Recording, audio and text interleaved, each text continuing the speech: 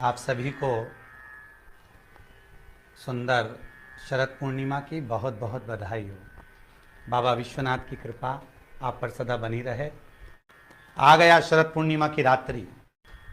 बड़े से बड़ी बीमारियां, बड़े से बड़े रोग, बड़े से बड़े बड़े कष्ट इस शरद पूर्णिमा की रात्रि को छूट जाते हैं। दमे की बीमारी, श्वास की बीमारी, अनिद्रा की बीमारी, रात्रि को जगना, ये सारी बीमारियां शरद पूर्णिमा की रात्रि को अगर व्यक्ति अपने जीवन को सुखमय बनाए, अपने जीवन को आनंदमय बनाए तो सब छूट सकते हैं। शरद पूर्णिमा की रात्रि को पीपल के पत्ते 5 लेकर उसके ऊपर खीर डालकर रात्रि को खा लेने से महाराज दमे की बीमारी, श्वास की बीमारी रुक जाती है। वो बीमारी बढ़ती नहीं है, उससे कष्ट नहीं होता। जिन बच्चों के नेत्र कमजोर होते हैं, रोशनी कमजोर होती है, शरद पूर्णिमा के दिन रात्रि को 12 बजे भगवान चंद्रदेव का दर्शन कराइए। 5 से 7 मिनट तक नयन मिलाएं चंद्रदेव के साथ और बाद में एक पीपल के पत्ते पर खीर जो चंद्र के नीचे रखी हुई है उसी खीर को चटा दीजिए। फिर चंद्र का दर्शन कराओ, फिर खीर को चटा दीजिए। महाराज नयन की ज्योति बढ़ती है, नींद नहीं आती तो निंद्रा देवी प्रवेश करती है, निंद्रा अच्छी आती है, आनंदित होता है। महाराज जिस व्यक्ति के शरीर में गांठ पड़ जाती हो, शरीर काला पड़ जाता हो, चट्टे पड़ जाते हो या दांत खाज खुजली हो जाता हो, उसके लिए भी शरद पूर्णिमा की रात्रि को 12 बजे महाराज भगवान चंद्रदेव के लिए 21 दिए जलाए जाते हैं। उस 21 दिए की कालोच एक थाली में इकट्ठी करी जाती है।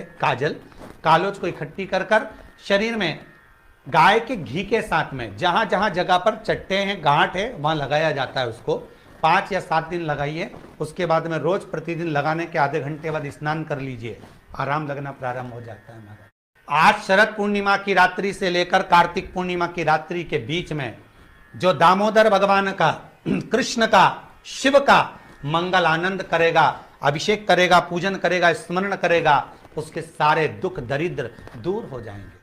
रात्रि को आप बड़े प्रेम से खीर बनाओ, चंद्रदेव की साक्षी में रखो, भोग लगाओ भगवान श्री हरि को। बन सके अगर लक्ष्मी की कमी है, लक्ष्मी नहीं आ रही है, व्यापार नहीं चल रहा है, तकलीफ बहुत ज्यादा है, घर में कष्ट है, कर्जा ज्यादा है, तो एक तांबे के कलश के ऊपर, तांबे के कलश में पानी भरना, कटोरी रखना, उस पर लक्ष्मी जी की मूर्ति रखना। लक्ष्मी जी की मूर्ति नहीं हो तो चांदी का सिक्का रखना। उसके सम्मुख में आप 31 दीपक घी के लंबी बाती के जला देना।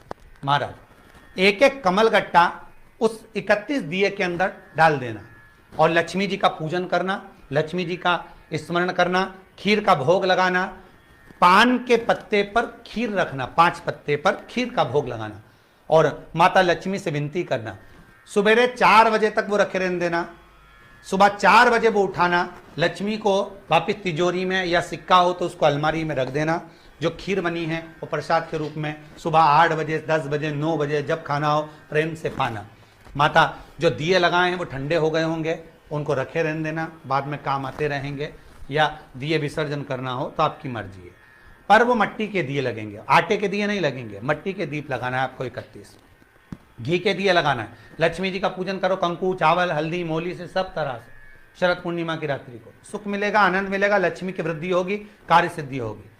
दूसरा क्रम, अगर कार्तिक पूर्णिमा हो, शरद पूर्णिमा हो, ये दोनों पूर्णिमा पर शरद पूर्णिमा के दिन आप शाम को प्रदोष काल के समय 4:30 बजे से 6 बजे के बीच में 1 लोटा पानी, उसमें 5 बेलपत्र रखकर, एक कमल गट्टा डालकर भगवान चंद्रेश्वर महादेव के नाम से भगवान शंकर को चढ़ा दीजिए। आपकी जो कामना हो वो कामना कर कर चढ़ाएं, विनती करें चंद्रेश्वर महादेव को और निवेदन करें कि हमारा ये कार्य सफल हो। केवल शरद पूर्णिमा के दिन चढ़ाइए, कार्तिक पूर्णिमा तक क्या फल मिलता है हमको जरूर बताइए। भी शरद पूर्णिमा की रात्रि को और कार्तिक पूर्णिमा की रात्रि को गर्भवती नारी अपनी नाभि पर यदि चंद्र की दृष्टि पड़वा लेती है तो बच्चा विकलांग पैदा नहीं होता है।